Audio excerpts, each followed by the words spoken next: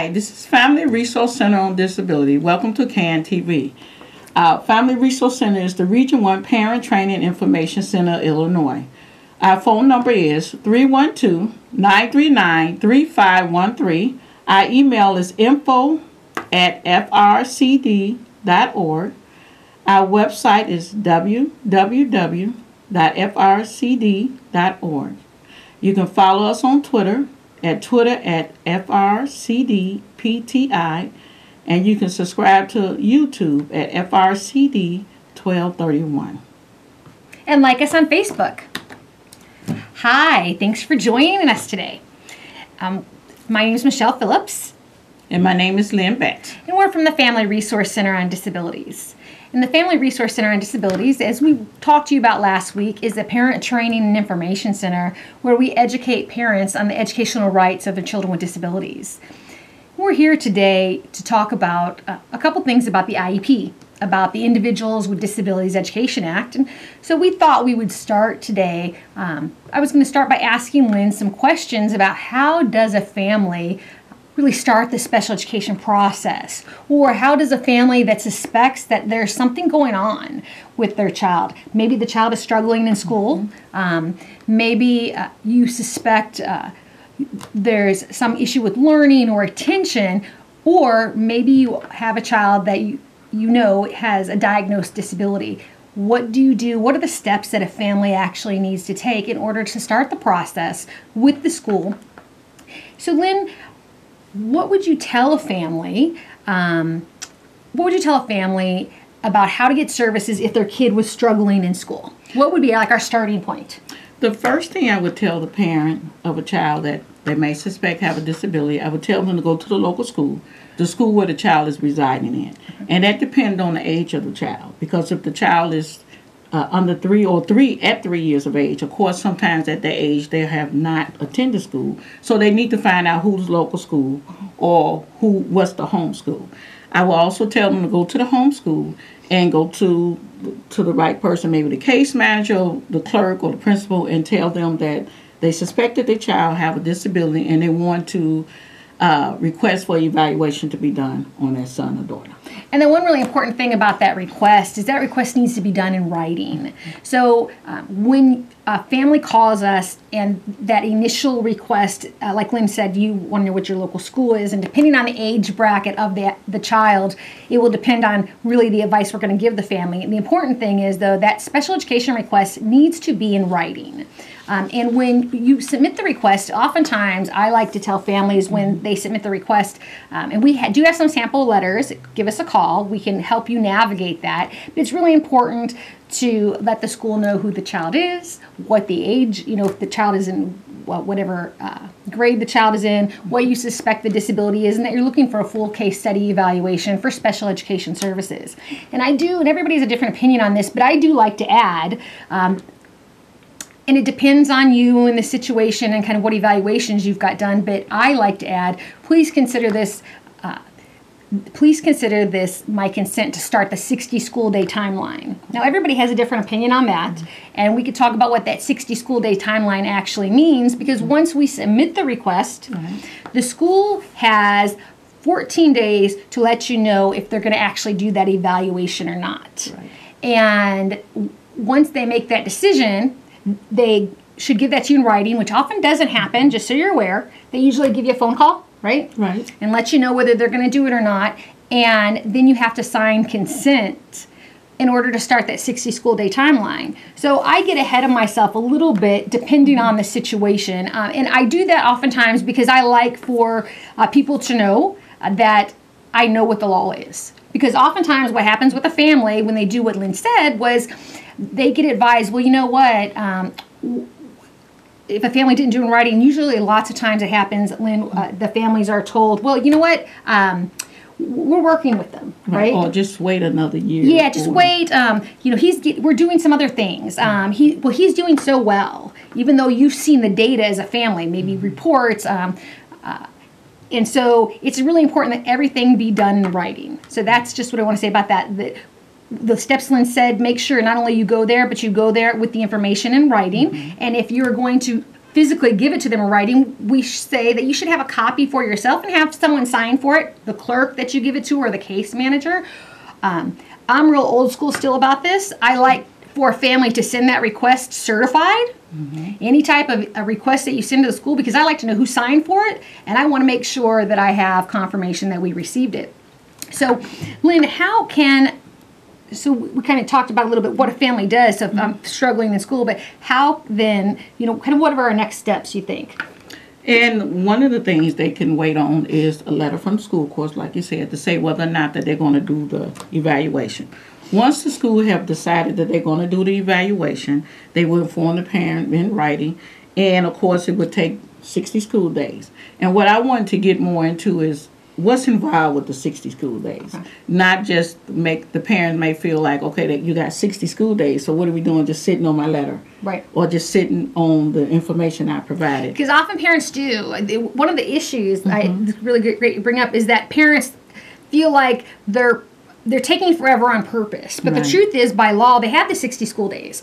And oftentimes I get families that say, but they're pushing it to the very end. Right. And the truth is, that's pretty normal. They have 60 school days to do it, and your expectation should be that it's going to take 60 school days. But during that process, depending on the needs of that particular child, you can potentially work out some kind of resolution for issues that some kids, it's clearly there's some issues that we have going on. We could work with the teacher or the case manager, say, okay, I know you're doing this evaluation, but what are we going to do in the interim time? Because clearly we have an issue. And lots of times schools will still work with us during that time. But I think it's important to the 60 school days. Lynn's going to tell you kind of what goes on, but remember, they have the 60 school days. The expectation for you should really be they're going to take the 60 school days. Right. And in that 60 school days, they're going to do evaluation. They're going to do the social work evaluation. Even if the child doesn't need social work, at the initial evaluation, they're going to do an observation. They're going to bring the child in a private room and talk to the child and see if the child is eligible for social work services. They're also going to do what we call occupational therapy. Even if the child doesn't need that OT or occupational therapy, that might be a report made. It might be an evaluation done just to say the child doesn't need services. And even to back up more, let's back up here some, is that, so with that initial evaluation, so I'm going to kind of go into an age bracket. So if I'm a family and I have a child, let's say that is in early intervention, which would mean that we know that the child either has a delay or has a disability. By the time I'm 3, I should then have an IEP. When I'm 3, where will I be? I should be receiving IEP services. And that initial evaluation, whether it's that transition from early intervention to an IEP at 3, or like Lynn was saying, a request for an evaluation, that initial evaluation, like everything that's going to come after this, that initial evaluation, you should receive a meeting notice, a domain meeting notice. And you want to look and see who's all on that meeting notice. Because although Lynn is saying some things that you should expect to happen, the truth is that meeting notice is going to give you your expectations. Because that meeting notice, at that domain meeting, what's going to happen is you're going to get a notice meeting, you're going to go to this meeting, and what's going to happen is you're going to discuss with the other professionals at the IEP, because you, of course, are the professional parent and the expert on the child.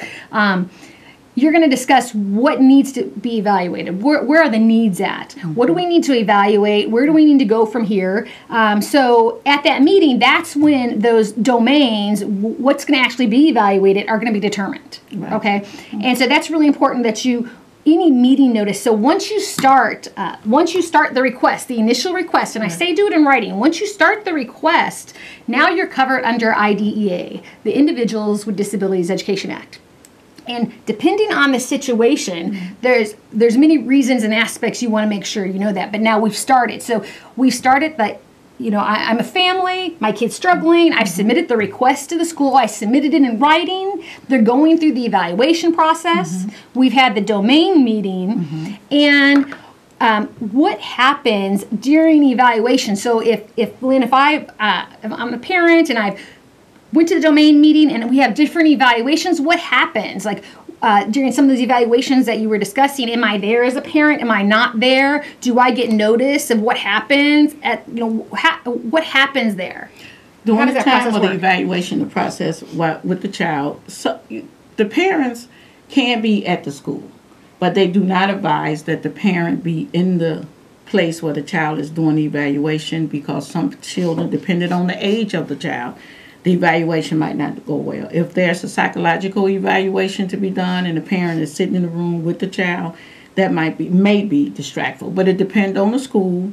If the school allows the parent to be that's up to the school. But in the meanwhile, you're doing a psychological evaluation a couple of days. You're also doing, like I said before, a social work evaluation. The social work person may call the parent. Now, I wanted to say about the social work services, when they're trying to get services, when they call the parent, it's seen a little bit, where I say sound as if the social worker is trying to be nosy. But that's just part of the evaluation, so they can gather as much information as possible so they can gather as much services as possible for the child. So when they ask a lot of questions about how your pregnancy was, what time the child was born, things like that, it's just to get an overview of how what's going on with the child. It's just for information. Because I felt when I was a parent and they asked all those questions, I really thought it was being nosy. And you're still a parent, Lynn. Yeah.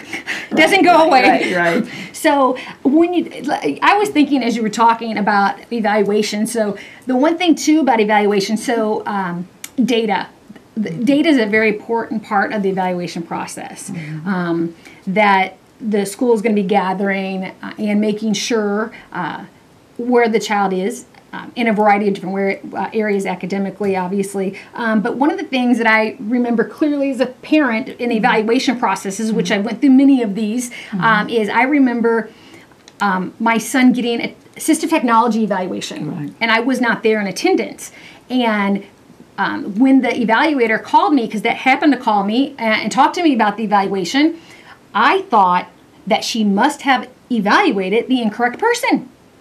Because all of the evaluation results did not sound like the person that I knew. And I actually specifically asked her, I gave her a description of my son, and I just wanted to make sure that she was actually speaking about the correct person, because it wasn't in alignment with all the data that I had as a family, with the information that I knew to be true. So that was very confusing for me. So I remember, things like that happen also. So, as Lynn's talking about the process, in the process, there's bumps and hills that happen.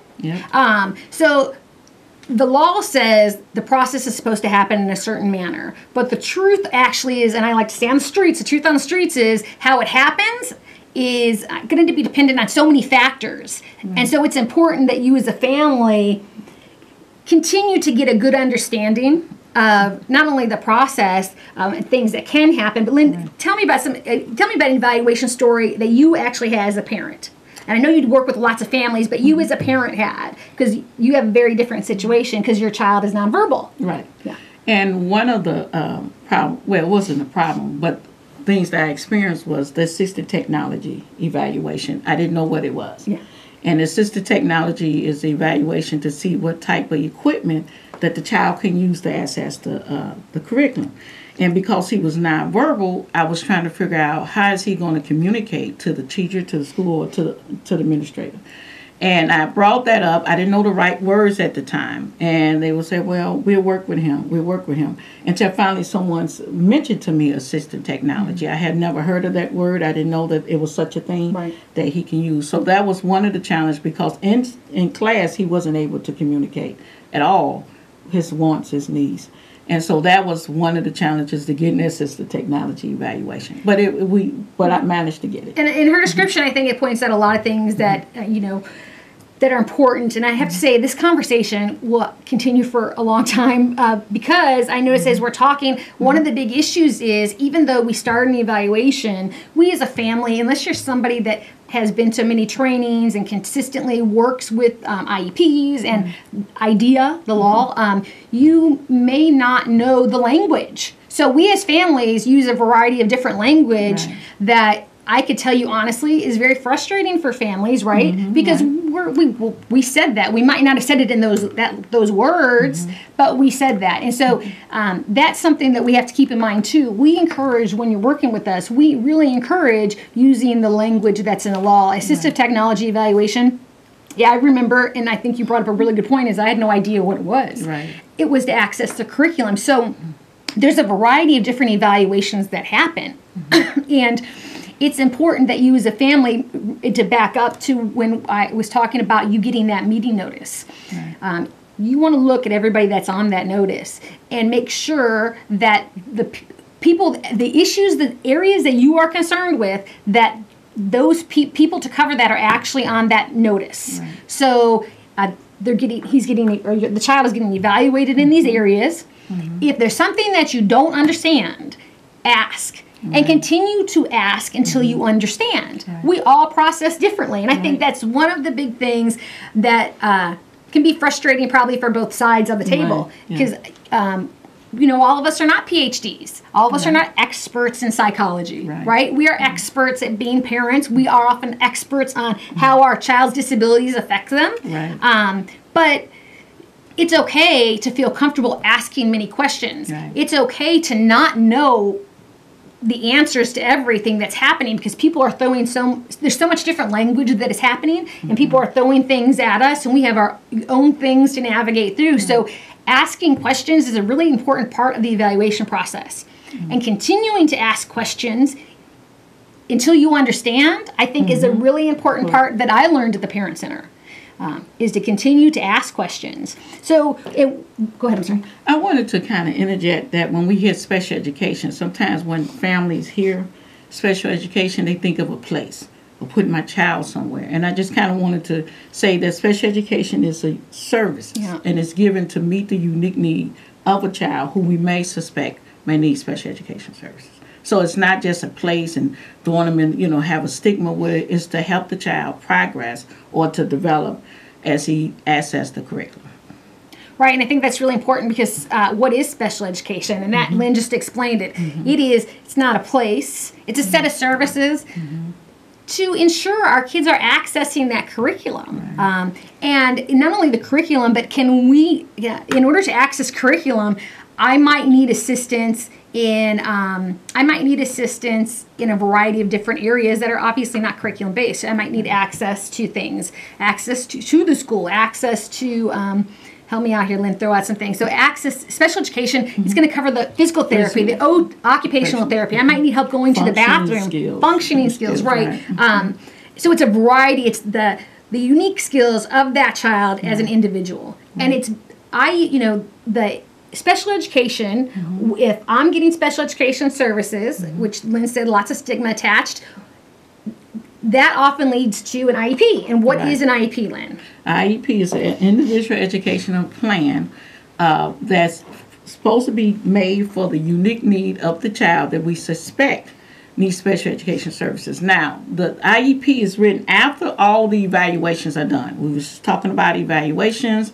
We was talking about the psychological eval, some occupational therapy eval, assistive technology evaluation. After all that data has been collected, we come to the table and we meet. And the team is a whole team, including the parent. The parent is part of the team. And the team would come together and look at all the data from the evaluation and determine whether or not the child needs the special education or is eligible for special education services. Once they have made that determination that the child needs special education services, then they will go about writing an individual education plan, which we call an IEP.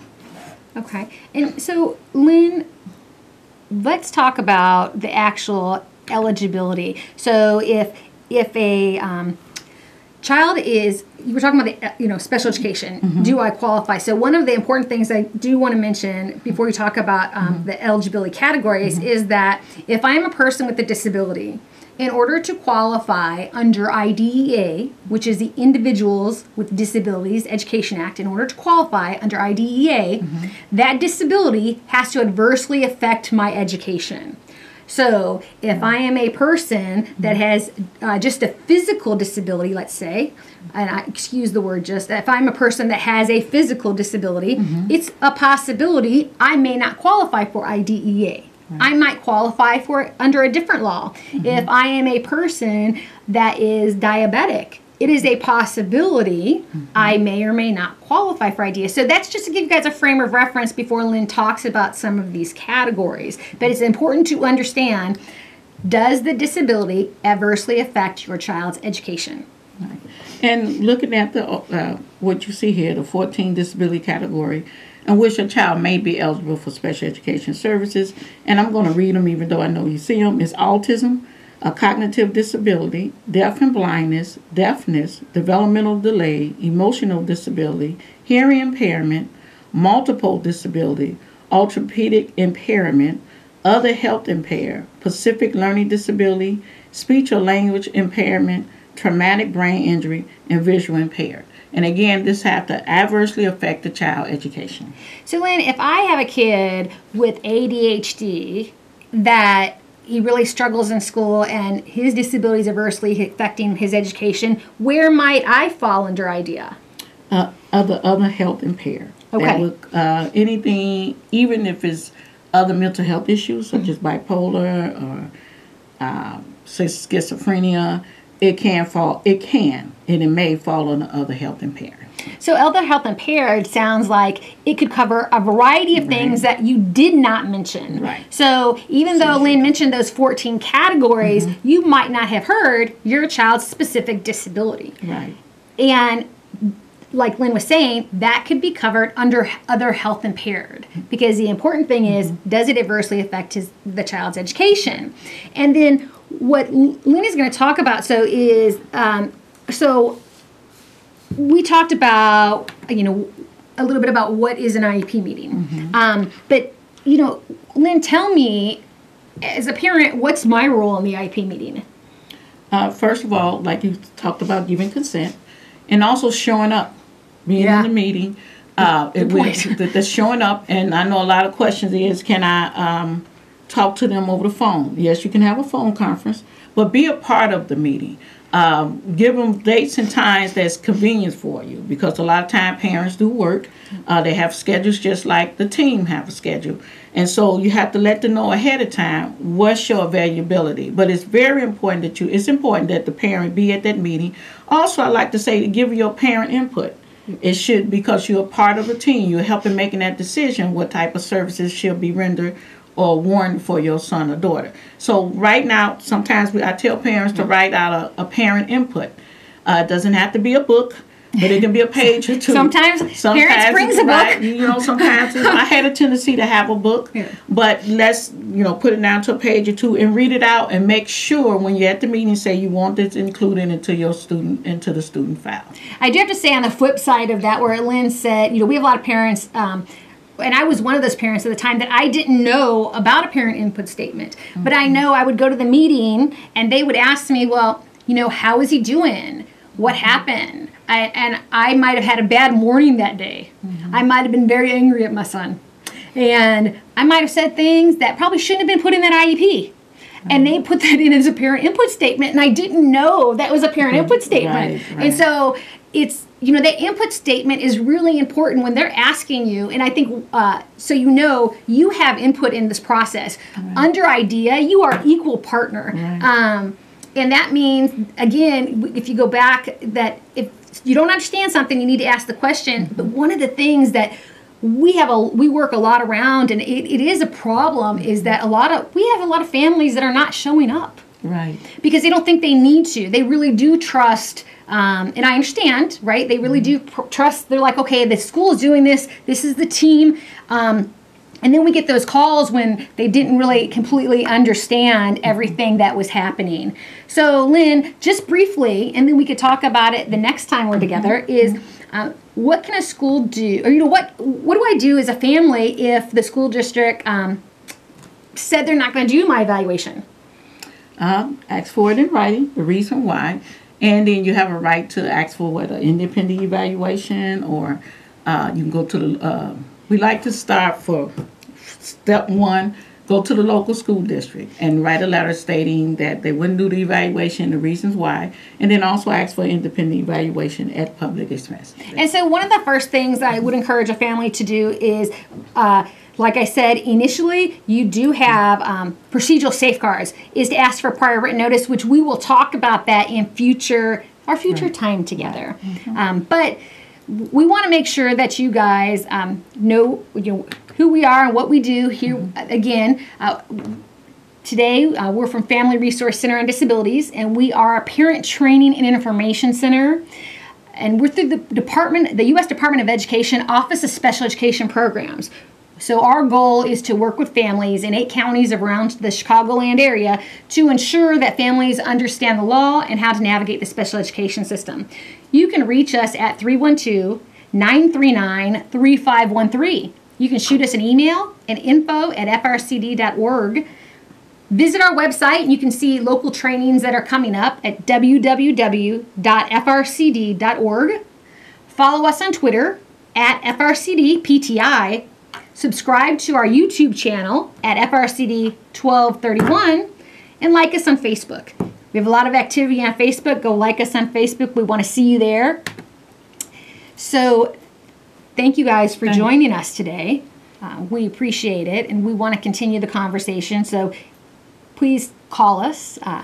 Call us up anytime to ask any questions. So we just want to start a dialogue with you about some of the processes. And thanks so much for joining us. Thank you. Yeah.